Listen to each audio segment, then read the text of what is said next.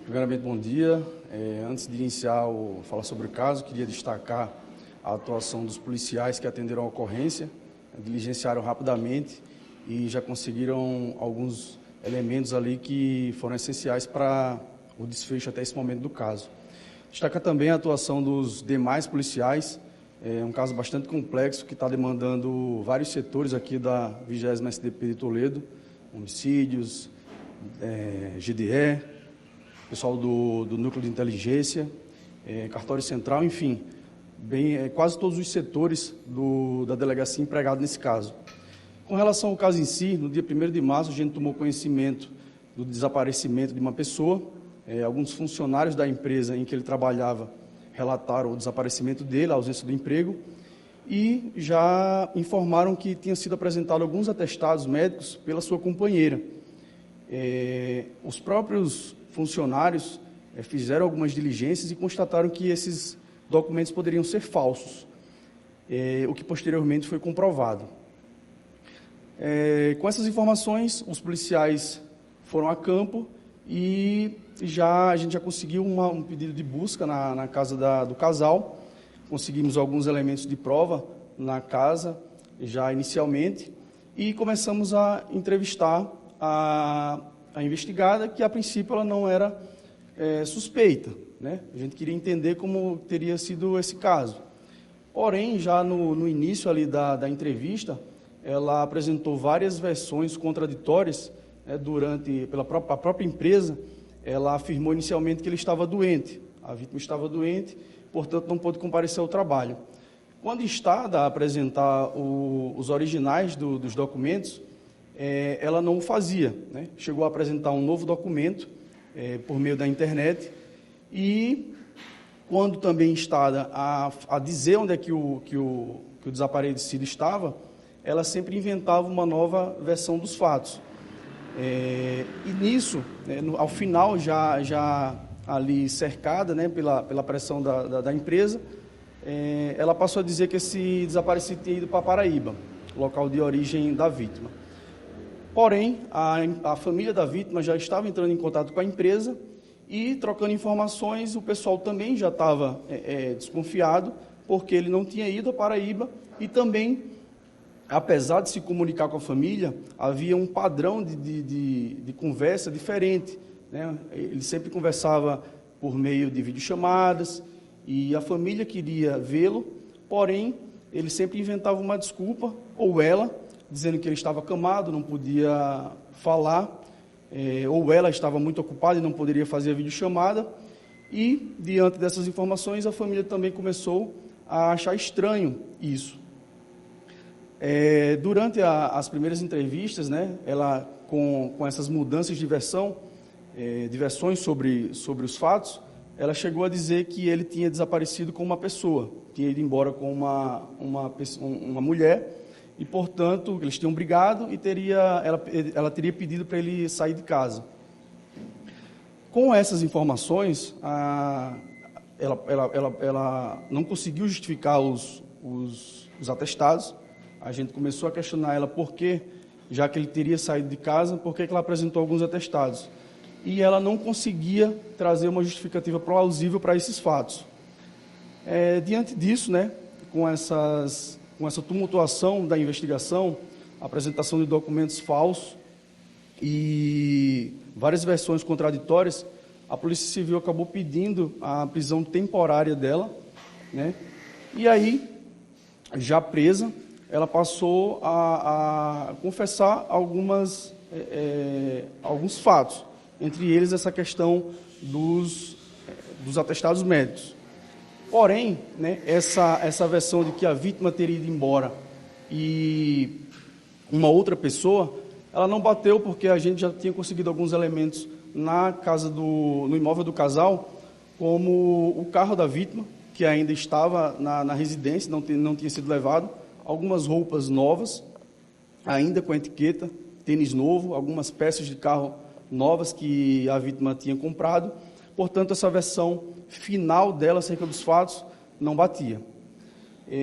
Posteriormente, com algumas diligências, a gente conseguiu também alguns documentos que estavam em posse dela da vítima, tais como carteira de habilitação, documento de identidade, cartões de banco. E diante desses fatos todos, a gente conseguiu fazer com que ela confessasse, né? A gente também fez algumas pesquisas, houve a quebra do sigilo do celular e havia algumas pesquisas dela na internet de como matar com determinados tipos de medicamento. E aí sim, ela, depois disso tudo, né, de várias versões contraditórias, ela acabou confessando o crime. Segundo ela, né, o crime consistiu do dia 14 para o dia 15.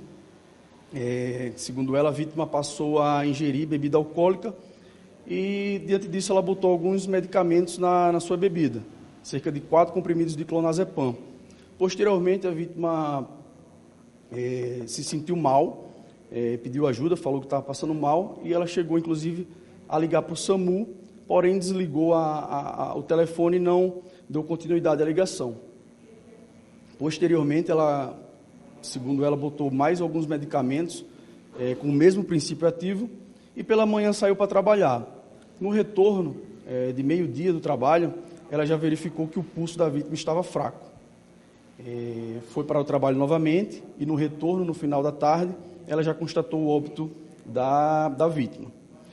A partir daí, segundo ela, não tinha premeditado nada, mas retirou o corpo da cama, tendo cuidado ali para não bater a cabeça no chão e sujar o chão, levou a vítima para dentro do banheiro, espostejou o corpo, esquartejou o corpo em pedaços, colocando-os em sacos plásticos e levando até a parte de trás da residência, colocando os restos mortais dentro de uma churrasqueira.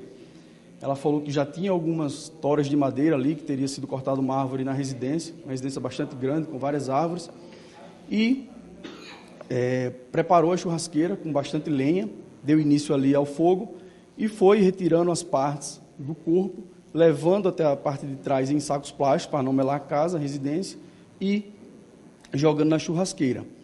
Isso tudo ocorreu no dia 15, né? No dia 16, segundo ela, pela manhã, já não existia muitos vestígios ali na churrasqueira.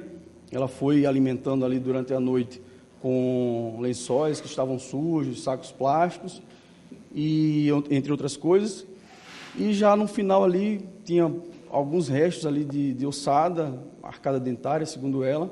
Ela batia para ver se de fato se tratava de osso, chegou a quebrar alguns.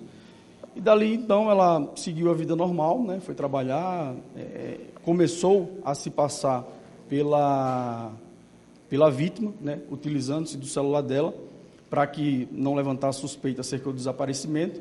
Porém, como eu falei inicialmente, esses padrões de conversa, essa ausência da vítima em videochamadas, durante a própria investigação, os policiais foram até os locais, as unidades hospitalares, em que ela indicou em que a vítima estava internada, porém os hospitais afirmaram que a vítima nunca tinha passado por lá nesse ano. Então, mais um indicativo de que ela estaria mentindo acerca dos fatos. Lá pelo dia 18, acredito que no domingo, 18 de fevereiro, ela retornou ao local, lá na churrasqueira, recolheu os restos mortais, que ainda existiam ali, colocou dentro de um saco plástico e descartou no lixo. Doutor, ela falou qual foi a motivação do crime? Sim, segundo ela descobriu uma traição da vítima e então ficou furiosa com relação a essa traição e acabou cometendo esse ato, segundo ela, que não era premeditado, nem a destinação do corpo ela tinha premeditado. Segundo ela, num acesso de fúria ali, ela teria matado e realizado isso com o corpo da vítima. Doutor, por que tanto, a gente viu aqui, né, nas coisas que vocês apreenderam, tem veneno de rato, tem várias alianças também, o senhor pode comentar o porquê disso tudo? Sim, alguns objetos foram recolhidos na empresa em que ela trabalhava e também na residência. Com relação às alianças, ela alegou que seria para o próprio marido, que ele pedia para trocar as alianças, mas nenhuma dava nele. Ela comprava e não serviam nele. segundo ela, não são materiais de ouro, né? Seriam bijuterias. Em relação aos cartões, ela movimentou, por exemplo, o dinheiro da vítima nesse período pós-morte? Não, ela não teve tempo, né, de fazer essas movimentações, até porque, como eu falei, os policiais diligenciaram, os primeiros policiais que atenderam a ocorrência fizeram algumas diligências rápidas e a gente conseguiu, inclusive, retirar o celular dela já de pronto e, posteriormente, os cartões da vítima. Ela já tinha antecedentes, doutor? Não, pelo que a gente apurou até agora, ela não tem antecedentes. Pode ser, a gente ainda está fazendo pesquisas nos estados de origem da vítima e da investigada, Paraíba e Pernambuco, e até o momento a gente não conseguiu nenhuma informação acerca disso. Quanto tempo aqui em Toledo? Ela afirmou que chegou aproximadamente a 4 anos aqui na cidade de Toledo, já com a vítima. Estão juntos há quanto tempo? Tem filhos? Eles vieram do Nordeste, né? A vítima é da Paraíba e ela é de Pernambuco. Eles chegaram aqui juntos, aproximadamente 4 anos, como eu havia falado, e não possuem filhos. Ela tem um filho, mas de outro relacionamento. Doutor, a gente vê alguns prints de conversas. Quem são essas pessoas? São familiares que questionavam ela? Como é que... Fala um pouquinho. Exatamente. Algumas conversas a gente achou salutar justamente porque após o dia 15, mesmo com o desaparecimento da vítima, ela se passou, né, pelo seu companheiro, justamente para ocultar os fatos, né? Ela se passando por ele, porém isso aí caiu por terra quando na parte da empresa aqui de Toledo, quando eles pediam a investigada para que indicasse qual hospital ele estaria internado, para que eles fossem lá visitá-lo, ela não informava, ela sempre dava uma desculpa. Tanto é que, ao final disso, o que a gente acredita ela começou a apresentar algumas versões e, quando ela era confrontada acerca dessas versões, ela inventava uma nova história. Tanto é que ela começou passando a dizer que ele estava doente, inicialmente ele estava doente, depois que ele teria sumido com uma pessoa, com uma mulher. E os parentes lá da vítima, lá na Paraíba, eles também estavam desconfiados, porque quando eles tentavam fazer videochamadas, né, com a vítima, eles não conseguiam. Ora ela falava do celular dela, ora ela falava do celular da vítima. E nunca eles conseguiam fazer essas videochamadas. Ela falava que tinha chegado tarde do trabalho, que ele estava acamado, que ele não poderia atender. E aí ela foi levando até quando deu. Doutor, e em relação a quanto tempo que ele ficou afastado, assim, porque para os colegas desconfiarem disso, ele já tinha comentado alguma coisa com os colegas também sobre o relacionamento? A princípio, do que a gente pôde escutar das testemunhas, não. Era uma pessoa bastante proativa no trabalho, inclusive tinha sido promovido há pouco tempo na empresa, cerca de 1 ano, se eu não me engano, que ele estava na empresa e já tinha sido promovido. Mas para as testemunhas, ele era uma pessoa tranquila no trabalho, nunca havia comentado nada de estranho na casa dele. Então, ele passou a não frequentar mais a empresa no dia 15, e o pessoal da empresa relatou o boletim aqui, registrou o boletim de ocorrência no dia 1º de março. Ela teria recebido a ajuda de alguém e pelos quais crimes ela pode responder? A gente ainda está apurando eventuais participações no crime. A princípio, ela alega que somente ela praticou o crime. A gente ainda está fazendo algumas verificações, câmera de vigilância dos locais, e a princípio não tem participação de outras pessoas. Ela pode responder pelos crimes de homicídio, com penas de 12 a 30 anos, de ocultação de cadáver, penas de 1 a 3 anos, falsificação de documento particular, de 1 a 5 anos, e, por fim, fraude processual, que pode chegar aí até uma pena de 4 anos. Esses atestados, como que ela conseguiu essas folhas? Bem, ela é da área de saúde, na empresa em que ela trabalhava no setor de saúde, possui formação na área de saúde. Inclusive, quando perguntada sobre uma possível participação de outras pessoas, ela falou que cometeu o crime sozinha, porque tem conhecimento na área de anatomia. Então, ela teria conseguido fazer toda essa ação sozinha, com alguns objetos cortantes, martelo, uma faca e uma pedra de amolado durante os cortes. Em relação aos vizinhos, técnica de enfermagem. Em relação aos vizinhos, ninguém percebeu nada? Vocês já ouviram os vizinhos? Sim, a gente procurou na vizinhança algumas informações. O vizinho da lateral, de uma das laterais da casa, estava em viagem ao exterior, e o outro vizinho lateral, trata-se de uma pessoa bastante idosa, que alguns cuidadores tratam dela, e também não perceberam nenhuma movimentação estranha ou cheiro estranho. Apenas ela fala que no dia seguinte ao crime, alguns familiares dela a visitaram e puderam perceber um cheiro estranho, mas isso já havia acabado tudo. Ela relata que, em decorrência dos objetos que ela colocou dentro da churrasqueira, material de algodão, material de plástico, isso gerou um cheiro forte no outro dia. Mas, como tudo ocorreu durante a noite, durante a madrugada também, a gente não conseguiu nenhuma testemunha que pudesse verificar esses fatos. Essa era o único marido dela? Teve outra situação parecida com essa, doutor, envolvendo ela ou não? Deixa eu só responder aqui para não... sim, a gente solicitou já a perícia no local. Inclusive, gostaria de ressaltar aqui também, agradecer à Polícia Científica, que prontamente atendeu à requisição da Polícia Civil. Sim, a gente encontrou alguns vestígios onde ela indicou que teria praticado o crime, né? Um banheiro próximo ao quarto, depois, posteriormente, na churrasqueira, e os objetos que ela indicou que utilizou para fazer os cortes no corpo. A gente encontrou alguns indícios, né, que podem ser, sim, sangue humano, e na churrasqueira alguns restos que podem se tratar de ossada. Mas tudo isso foi levado para a criminalística e ainda está pendente de resultado. Se esse era o único marido dela, se ela teve algum outro caso parecido envolvendo cônjuge? Perfeito. O marido dela, o pai do filho dela, ele, na região onde eles moravam, ele foi assassinado durante um assalto. E há também um outro companheiro que ela alega, né, que teve um relacionamento com ele, que encontra-se desaparecido, segundo ela. Mas essas informações a gente ainda está investigando junto às polícias da Paraíba e de Pernambuco, e a gente não conseguiu retorno dessas informações. Então, a princípio, é tudo o que ela relata, a gente não pôde confirmar essas informações. Onde esse crime ocorreu aqui em Toledo? Assim, visando resguardar até as pessoas e eventuais proprietários da residência, a gente só pode dizer que foi aqui na cidade de Toledo, no bairro do Centro. Doutor, quantos dias ela demorou para esquartejar o fogo? Desde quando cometeu o crime?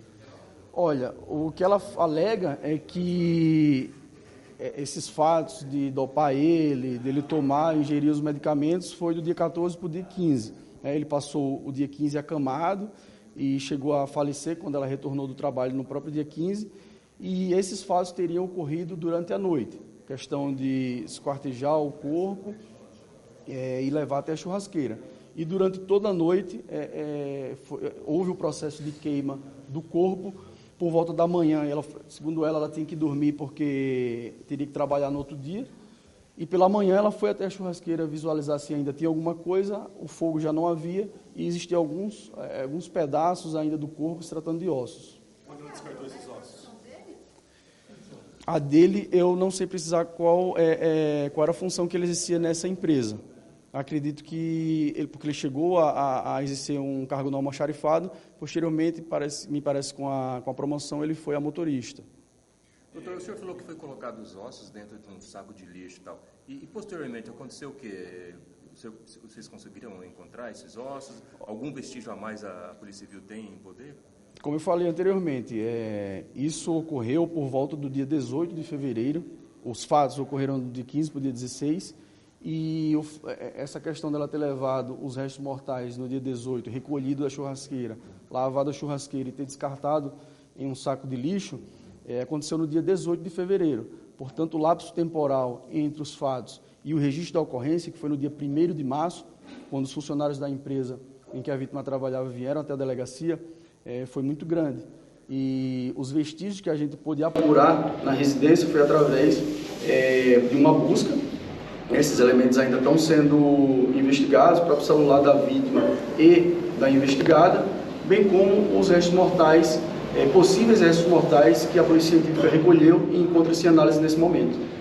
Doutora, ela está presa em Toledo ou vai ser transferida? A investigada encontra-se em prisão temporária, né, por volta de 30 dias, e podendo ser renovada por mais 30 dias, e nada impede que seja requerida a prisão preventiva dela. A prisão foi requerida por Toledo, mas como não existe unidade prisional feminina na cidade, ela foi encaminhada até Corbélia.